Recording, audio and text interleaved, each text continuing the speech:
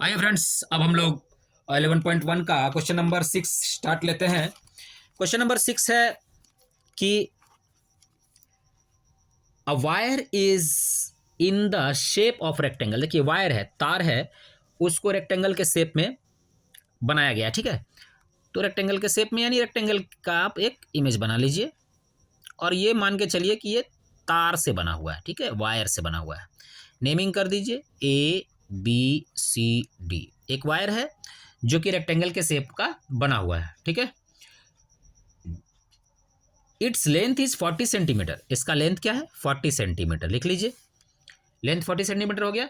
And breadth is 22 centimetre. Breadth क्या हो गया? 22 सेंटीमीटर हो गया। If the same wire is rebent, rebent से क्या मतलब है? दोबारा, पुनः उस रेक्टेंगुलर शेप को खोल करके दोबारा किसी दूसरे शेप में बनाया जा रहा है। और वो शेप क्या है? क्या लिखता है यहां पे 6 नंबर में? If the same wire is rebent in the shape of square. अब उसी तार को स्क्वायर के शेप में बना दिया गया। तो रेक्टेंगल का जो प्रॉपर्टी होता है हम लोग जानते हैं, अपोजिट साइड इक्वल होता है। और स्क्वायर का जो प्रॉपर्टी होता है हम लोग जानते हैं कि उसके सारे साइड्स इक्वल होते हैं। ठीक है, तो इसी को रिबेंट कर दिया गया और स्क्वायर बना दिया गया। ठीक है, इसका नाम रख दीजिए EFGH। EFGH। ठीक है, अब इसके बारे में इसको क्या चाहिए? What will be the measure of each side. इसका हर एक साइड का लेंथ क्या होगा? बिकॉज स्क्वायर का तो सारा साइड बराबर होता है, तो इसका हर एक साइड का लेंथ क्या होगा ये पूछा है, पहली बात। ठीक है, और उसके बाद पूछा गया है इसमें also find which shape enclose more area. Area पर बात आ रही है। ठीक है, कि ये फाइंड कीजिए कि कौन सा शेप ज्यादा एरिया इंक्लोज करेगा, ज्यादा एरिया किस शेप के अंदर होगा।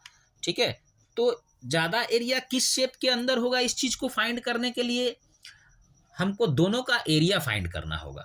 ठीक है, तो जब दोनों का एरिया फाइंड करना होगा तो पहला वाला का तो एरिया बड़ी आसानी से निकलने वाला है। आप इसका एरिया निकाल लीजिए। ठीक है, area of rectangle, area of rectangle ABCD। ABCD का एरिया क्या होगा? तो एरिया का फॉर्मूला होता है length into breadth, L into B. Length आपका 40 सेंटीमीटर दिया हुआ है, यूज कीजिए 40 सेंटीमीटर मल्टीप्लाई बाय 22 सेंटीमीटर। इसको सॉल्व कीजिए। ठीक है, कैसे सॉल्व कीजिएगा? 40 को मल्टीप्लाई कीजिए 22 से, ये मेरा आ गया 80, ये मेरा आ गया 80, 088।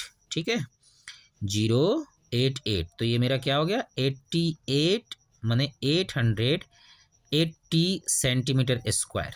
ये इसका एरिया आ गया। अब एक चीज जानिए कि आपने एरिया तो निकाल लिया, प्रॉब्लम यहां पर क्या क्रिएट हो रहा है ना, कि इसका एरिया तो बड़ी आसानी से आपने निकाल लिया बिकॉज इसका लेंथ और ब्रेथ दिया हुआ है। लेकिन अगर आपको स्क्वायर का एरिया निकालना होगा तो इसका भी तो कम से कम एक साइड का जानकारी होना चाहिए। वो एक साइड आप कहाँ से लाइएगा? ठीक है, तो उस एक साइड का क्वेश्चन में क्या क्लू है? क्वेश्चन में ये क्लू है कि दोनों का दोनों शेप जो है सेम वायर से बना हुआ है। इसका मतलब क्या है कि दोनों का पेरीमीटर इक्वल होगा। लेंथ ऑफ वायर तो इक्वल होगा ना। पहले रेक्टेंगल था, उसी को खोल करके स्क्वायर बना दिया गया है, ना उसमें अलग से वायर को ऐड किया गया है, ना वायर को काट के घटाया गया है। जब सेम वायर रेक्टेंगल को भी बनाने में यूज हुआ और वही सेम वायर स्क्वायर को भी बनाने में यूज हुआ, इसका मतलब सम ऑफ बाउंड्रीज जो आने वाला है, the total length of the boundaries of both shapes which are rectangle and square is equal. क्या होगा? दोनों का लेंथ जो होगा वो बराबर होगा। तो इसलिए हम लोग क्या करेंगे कि पेरीमीटर ऑफ रेक्टेंगल निकाल के इक्वेट कर देंगे किससे? पेरीमीटर ऑफ स्क्वायर से। वहां से हमको एक साइड मिल जाएगा। तो अब आप क्या कीजिए, पेरीमीटर ऑफ रेक्टेंगल निकालिए।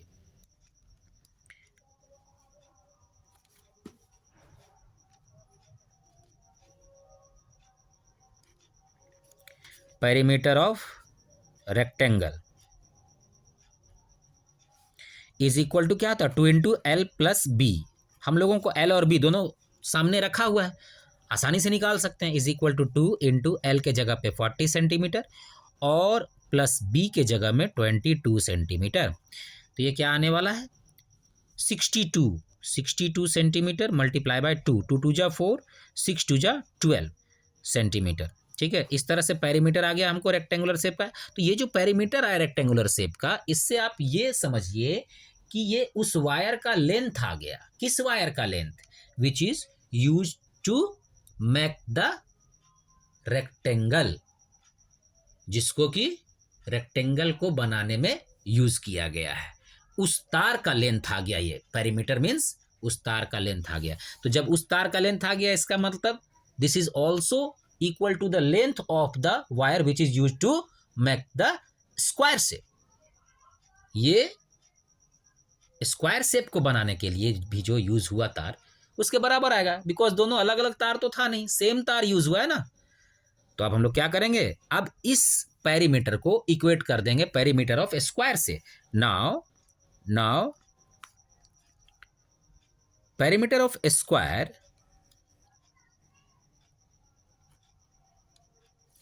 Perimeter of square is equal to क्या होता है, perimeter of square is equal to होता है 4 इंटू साइड। अब यहां से हमें एक साइड की जानकारी हो जाएगी, किसका स्क्वायर का। और जैसे ही एक साइड का जानकारी होगा, फिर हम लोग स्क्वायर का एरिया का फॉर्मूला लगा देंगे। उसके बाद हम लोगों को पता चल जाएगा कि किसका एरिया अधिक है, क्योंकि रेक्टेंगल का एरिया हम लोगों ने पहले से फाइंड आउट करके रखा हुआ है। तो अब क्या करेंगे हम लोग, पेरीमीटर के जगह पे 124 यूज करेंगे। 124 centimetre is equal to 4 multiply by 1 side of square. ठीक है, this implies that 124 centimetre by 4 is equal to 1 side of square. ये 4 3 जा 12 और ये 4 1 जा 4। This implies that side 1 side of square is equal to 31 centimetre. इस तरह से हम लोगों के पास क्या आया 31 सेंटीमीटर स्क्वायर, सॉरी 31 सेंटीमीटर आया, बिकॉज स्क्वायर यूनिट जो होता है वो यूज होता है एरिया फाइंड करने के लिए। ठीक है, एरिया में हमेशा स्क्वायर यूनिट चलता है। तो अपने पास 31 सेंटीमीटर का ईच साइड ऑफ स्क्वायर आ गया। अब जैसे ईच साइड ऑफ स्क्वायर आ गया, then the area of the square is equal to, then the area of square is equal to क्या हो गया, side into side, side multiply by side. तो 31 सेंटीमीटर मल्टीप्लाई बाय 31 सेंटीमीटर। 31 को 31 से multiply कीजिए। 1 1 जा 1, 1 3 जा 3, 3 1 जा 3, 3 3 जा 9, 1 3 3 6 9, 961 सेंटीमीटर स्क्वायर। तो इस तरह से अपने पास स्क्वायर शेप का जो एरिया आया वो 961 आया, और रेक्टेंगुलर शेप का जो एरिया आया वो 124 सेंटीमीटर स्क्वायर, सॉरी वो 880 सेंटीमीटर स्क्वायर आया। ठीक है, ये एरिया और ये एरिया हमसे पूछा क्या गया था, हम लोगों से पूछा गया था what will be the measure of each side. तो what will be the measure of each side, किसका, स्क्वायर का। तो स्क्वायर का ईच साइड का जो मेजर है वो 31 सेंटीमीटर है। एक आंसर ये हो गया पहला। फिर लिखा है also find which shape enclose more area, कौन सा शेप ज्यादा एरिया को इनक्लोज कर रहा है। तो जाहिर सी बात है जिसका एरिया ज्यादा आया वो ज्यादा को इनक्लोज करेगा। तो स्क्वायर शेप जो है वो 961 सेंटीमीटर स्क्वायर आया है, और रेक्टेंगुलर शेप जो है वो आया है 880 सेंटीमीटर स्क्वायर। तो which has more area, the more area will be square shape. Square shape का जो होगा वो मोर एरिया होगा। ठीक है, यानी लिखिए since 880 centimetre square is less than 961 centimetre square, therefore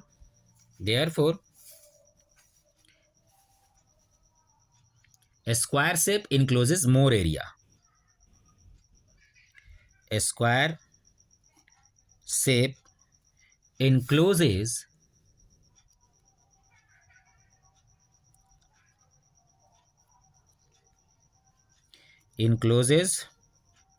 more area। ठीक है, दिस इज आवर आंसर। चलिए देखते हैं 11.1 क्वेश्चन नंबर 6, 31 सेंटीमीटर और स्क्वायर। ओके, चलिए 7 नंबर क्वेश्चन को देखते हैं। 7 नंबर क्वेश्चन है, 7 नंबर क्वेश्चन है the perimeter of a rectangle is 130 centimetre. किसी रेक्टेंगल का जो पेरीमीटर है वो 130 सेंटीमीटर है। सबसे पहले आप रेक्टेंगल बनाइए, रेक्टेंगल बना लिए, नेमिंग कर दीजिए A B C D. A B C D आपने नेमिंग कर दिया। अब क्वेश्चन को पढ़िए। The perimeter of a rectangle is 130 centimetre. Perimeter of rectangle 130 centimetre है and we know that the perimeter of any close figure और open figure is always equal to the sum of the all sides. ठीक है, वो क्या होता है, सारे side का सम होता है। इसका मतलब ए बी सी डी का सम जो है वो कितना है, 130 सेंटीमीटर। लिख दीजिए पेरीमीटर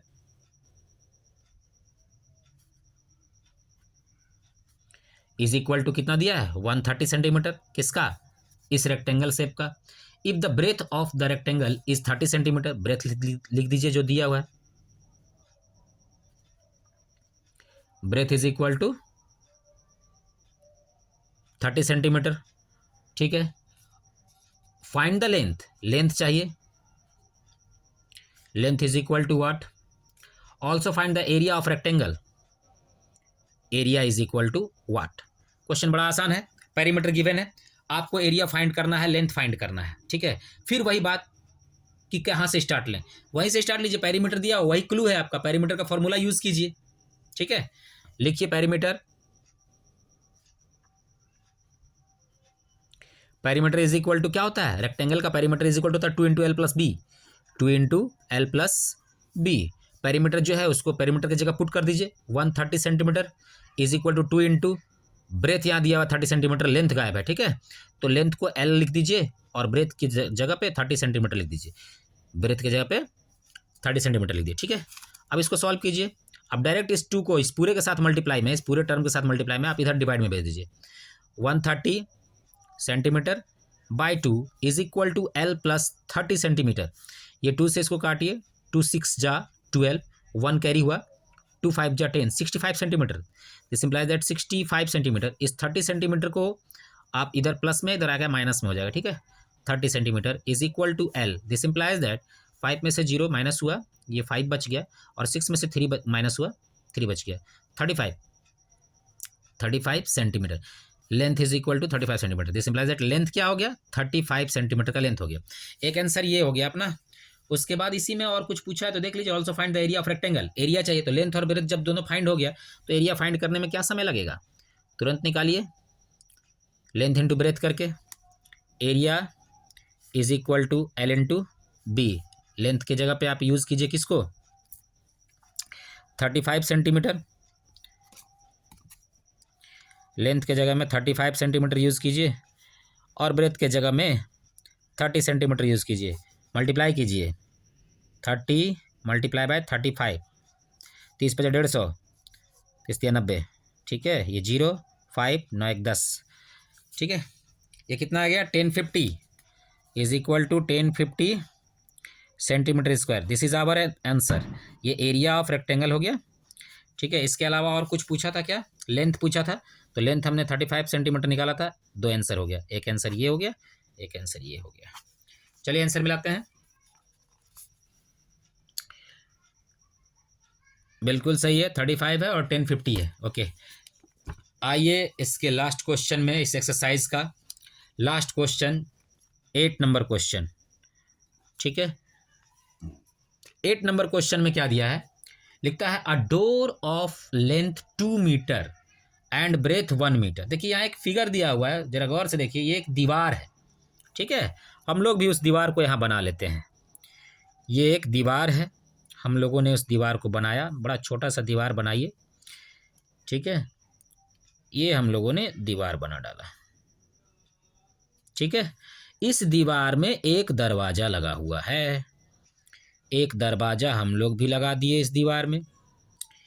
ठीक है, ये दरवाज़ा हो गया।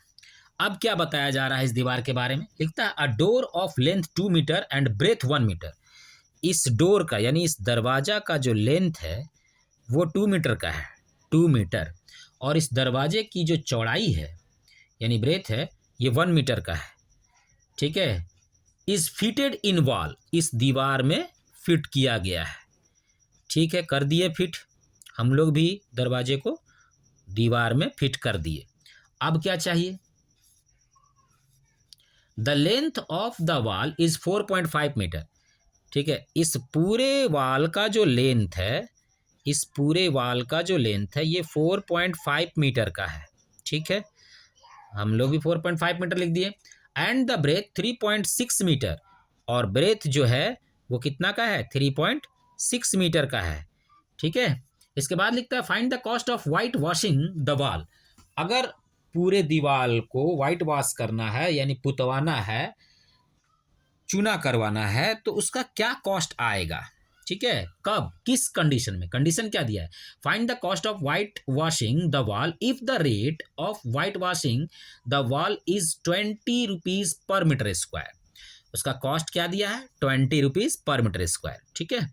तो कितना खर्च आएगा? देखिए इसमें ये सवाल पूछने का जरूरत क्यों पड़ा, ये सवाल दिया क्यों है, इसमें पेच क्या है, उस चीज को समझेंगे। दरअसल जब कभी भी हम लोग वाइट वॉशिंग करते हैं ना, तो वाइट वॉशिंग हम लोग कभी भी दरवाजा या खिड़की में नहीं करते हैं। दीवार में जब वाइट वॉशिंग होता है तो दरवाजे खिड़की में पेंट होता है, तो उस समय आपको दरवाजे को छोड़ना होगा, और वाइट वॉश जो है वो सिर्फ आप दीवार में करेंगे।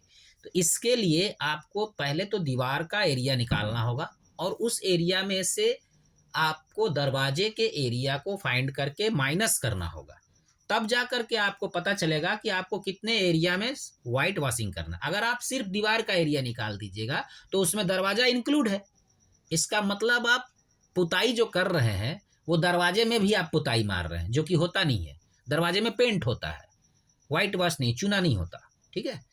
इसीलिए इसी पेज को ध्यान में रखते हुए हम लोग काम करेंगे। तो पहला काम क्या होगा कि आप वॉल का एरिया निकालिए, दीवार का एरिया निकालिए। दूसरा काम क्या होगा? आप डोर का एरिया निकालिए। तीसरा काम क्या होगा कि वॉल के एरिया में से डोर के एरिया को माइनस कीजिए। फिर चौथा काम क्या होगा कि जो एरिया माइनस करने के बाद आया वो एग्जैक्ट वो एरिया है जिसमें आपको वाइट वॉशिंग करना है। 20 रुपये पर मीटर स्क्वायर के हिसाब से आपका खर्च है। टोटल खर्च क्या आएगा वो आप 20 से मल्टीप्लाई करके आसानी से निकाल सकते हैं, ठीक है। तो चलिए इस चीज़ को हम लोग फाइंड करना शुरू करते हैं। कैसे हम लोग फाइंड करेंगे, ध्यान देंगे। सबसे पहला काम स्टेप वाइज करते हैं। हम लोगों को जो दिया हुआ वो सब चीज़ को लिखते हैं। Length of wall, length of wall is equal to 4.5 metre. Breadth of wall, breadth of wall is equal to 3.6 metre, ठीक है। लेंथ और ब्रेथ हो गया, तो आप इस वॉल का एरिया निकाल दीजिए। Area of wall, area of wall is equal to कितना हो जाएगा? Area of wall is equal to हो जाएगा लेंथ इंटू ब्रेथ, यानी कि 4.5 मीटर मल्टीप्लाई बाय 3.6 मीटर।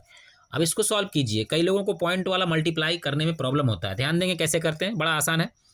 4.5 3.6, ठीक है। आप मल्टीप्लाई करते समय ये भूल जाइए कि इसमें पॉइंट है। जैसे आप जनरल मल्टीप्लाई करते हैं वैसे जनरल मल्टीप्लाई कीजिए, ध्यान देंगे। 6 5 जा 30, 0 कैरी 3, 6 4 जा 24, और जो कैरी 3 था 27 हो जाएगा वो, ठीक है। अब फिर 3 5 जा 15 और कैरी 1, और 3 4 जा 12 और 1 13, ठीक है। इसको ऐड करेंगे 7 5 12 कैरी 1, 3 2 5 और 1 6, ये 1, ठीक है। अब ध्यान देंगे कि फर्स्ट नंबर में 1 डिजिट के बाद पॉइंट था राइट साइड से, और सेकेंड डिजिट में राइट साइड से 1 डिजिट के बाद पॉइंट था। तो आंसर में हम लोग क्या करेंगे कि राइट साइड से 2 डिजिट में पॉइंट लगा देंगे, राइट साइड से 2 डिजिट के आफ्टर पॉइंट लगा देंगे, ठीक है। तो 1 2 60.20, तो इस तरह से अपने पास क्या आ गया 60.20 मीटर स्क्वायर।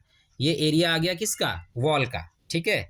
अब सेकंड स्टेप हम लोगों ने क्या कहा था कि एरिया ऑफ हम लोग क्या निकालेंगे? डोर निकालेंगे। तो निकालिए area of door area of door is equal to क्या होगा, लेंथ इंटू ब्रेथ, क्योंकि डोर भी रेक्टेंगुलर शेप का है, तो 2 metre multiply by 1 metre, 2 metre multiply by 1 metre is equal to कितना आएगा, 2 1 जा 2 मीटर स्क्वायर का एरिया आ गया डोर का।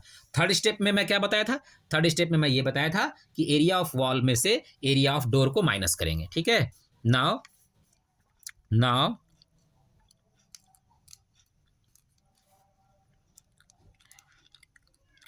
Area of wall, area of wall minus area of door, area of door कैसे करेंगे अब हम लोग, तो एरिया ऑफ वॉल कितना आया 16.20 मीटर स्क्वायर, 16.20 मीटर स्क्वायर, और माइनस डोर का एरिया क्या आया 2 मीटर स्क्वायर, तो जाहिर सी बात है 16.20 मीटर स्क्वायर में से 2 मीटर स्क्वायर जाएगा तो कितना बचेगा 14.20 मीटर स्क्वायर, 14.20 मीटर स्क्वायर। देखिए ये जो एरिया आया यही एरिया में वाइट वॉशिंग होगा, इसी एरिया में वाइट वॉशिंग हो पाएगा, ठीक है, क्योंकि दरवाजे में हमको पेंट नहीं करना है, इसीलिए हमने क्या किया, दरवाजे के एरिया को माइनस किया है टोटल एरिया ऑफ वॉल में से, ठीक है। अब देखिए कितना आया 14.20 मीटर स्क्वायर आया, 14.20 मीटर स्क्वायर में 20 से मल्टीप्लाई करेंगे, ठीक है, क्योंकि 20 रुपीज़ पर मीटर स्क्वायर के हिसाब से खर्च आ रहा है वाइट वॉशिंग का। Therefore cost of white washing, therefore total cost of white washing is equal to कितना आएगा, तो जो एरिया आया है माइनस करके यानी 14.20 metre square, 14.20 metre square multiply by 20, ये क्यों किया गया multiply by 20, because each metre square का जो पेंटिंग कर वाइट वॉशिंग का जो खर्च है वो 20 रुपीज़ दिया हुआ है, ठीक है, इसलिए हम लोग उसको 20 से मल्टीप्लाई करेंगे, और इतना एरिया में हमको वाइट वॉशिंग करना है कितना 14.20 मीटर स्क्वायर में, ठीक है, तो 14.20 मीटर स्क्वायर में 20 से मल्टीप्लाई करेंगे, बिकॉज हर एक मीटर स्क्वायर में वाइट वॉशिंग करने का जो खर्चा है वो 20 रुपये का है, तो इसको मल्टीप्लाई कीजिए 14.20 मल्टीप्लाई बाय 20, ये फिर पॉइंट वाला मल्टीप्लाई है, मैंने क्या बताया पॉइंट वाला मल्टीप्लाई हो, आप भूल जाइए कि उसमें पॉइंट दिया हुआ है, आप डायरेक्ट इसको मल्टीप्लाई कीजिए और लास्ट में पॉइंट का हिसाब किताब लगाया जाएगा, 0 0 2 0 0, ठीक है, 2 को 0 पर टाइम 0, 2 2 जा 4, 2 4 जा 8, कौन है 2 4 जा 8 और ये 2 1 जा 2, 0 0 4 8 2, 2 डिजिट के बाद पॉइंट है, 2 डिजिट के बाद पॉइंट दे दिए, अपने पास क्या आया 284 रुपये में वो वाइट वॉशिंग होगा। चलिए देखते हैं सही आंसर है या गलत है, 284 रुपीज़ लगेंगे, ठीक है, वाइट वॉशिंग का। वेरी गुड, 284, ठीक है, 8 नंबर क्वेश्चन सॉल्व हो गया। इस तरह से हम लोगों ने 11.1 जो है आज कंप्लीट कर लिया। आशा करता हूँ कि आप लोगों को समझ में आया होगा, कोई प्रॉब्लम होगा तो कमेंट बॉक्स में लिखेंगे, और कोई एक्सरसाइज में ज़्यादा प्रॉब्लम होगा तो उसके लिए भी मैसेज कीजिए, बताइए मुझे कि कौन सा ऐसा टॉपिक है जो आप लोगों को प्रॉब्लम कर रहा है, मैं कोशिश करूँगा कि आप लोगों को अच्छे से सिखा सकूँ। मिलते हैं नेक्स्ट वीडियो में, तब तक खुश रहिए, पढ़ते रहिए, थैंक यू।